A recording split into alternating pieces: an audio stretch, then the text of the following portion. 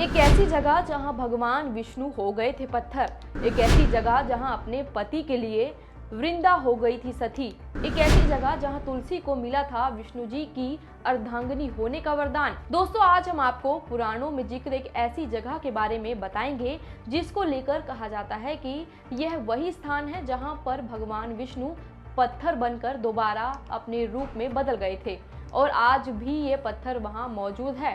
आप लोगों को वृंदा की वो कहानी तो जरूर याद होगी जब भगवान विष्णु ने संसार कल्याण के लिए देवी वृंदा के पति दैत्य जालंधर का छल से वध कर दिया था।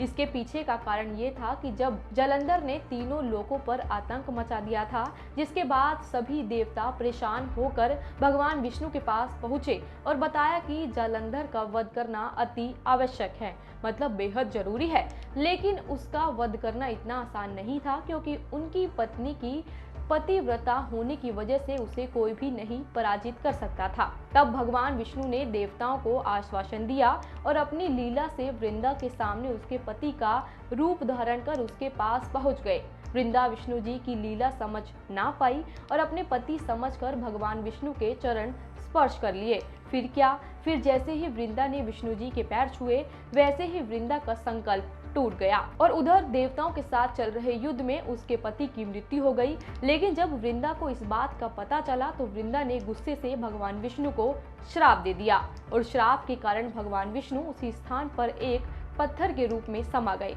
यानी वृंदा ने भगवान विष्णु को पत्थर बनने का श्राप दे दिया। लेकिन जैसे सभी देवी देवताओं को इस बात की जानकारी हुई कि भगवान विष्णु अब एक पत्थर बन गए हैं तो सभी देवताओं ने हाहाकार मच गया। तब माता लक्ष्मी ने वृंदा से प्रार्थना की, जिसके बाद वृंदा ने लक्ष्मी जी की मान रखते हुए जगत कल्याण के लिए अपना श्राप वापस ले लिया और अपने पति जालंधर के साथ मृत्यु में समा गई। जिसके बाद उनकी शरीर की राख से एक पेड़ उगा जिसे विष्णु जी ने तुलसी का नाम दिया और वरदान दिया कि यह शालिग्राम के साथ उनकी अर्धांगिनी के रूप में पूजी जाएंगी। इसलिए जिस घर में शालिग्राम और तुलसी जी की पूजा होती है उस घर में हमेशा भगवान विष्णु का आशीर्वाद बना रहता है। कहते हैं जहां ये घटना घटी थी वो जगह नेपाल के मुस्तांग में मुक्तिनाथ धाम के नाम से प्रसिद्ध है, जिसको मुक्ति क्षेत्र के नाम से भी जाना जाता है, जो मोक्ष का स्थान है।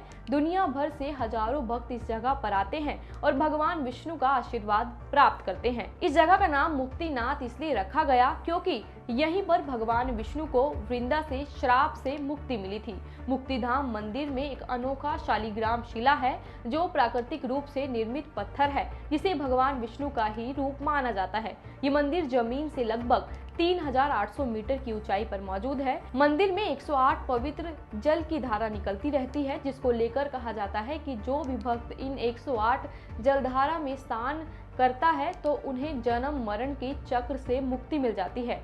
वहां आने वाले भक्तों का मानना है कि यहां आने वाले भक्तों को जीवन में चल रहे सभी पापों से मुक्ति मिलती है। मुक्तिनाथ मंदिर हिंदू और बौद्ध धर्म दोनों के लिए पवित्र है। यहाँ पूजा के लिए एक बौद्ध भिक्षु और एक हिंदू पंडित हमेशा मौजूद रहते हैं। मंदिर की देखभाल भी दोनों समुदाय मिलकर करते हैं, जो इसे एक अनूठा संगम बनाता है। तो दोस्तों, आप भी जाइए और इस मंदिर के इतिहास को और करीब से जानिए। बाकी ऐसे ही गजब मंदिरों की कहानी जानने के लिए हमारे YouTube चैनल द कर्मा को सब्सक्राइब करना ना भूलें। वीडियो में अंत तक बने रहने के लिए आपका बहुत बहुत धन्यवाद।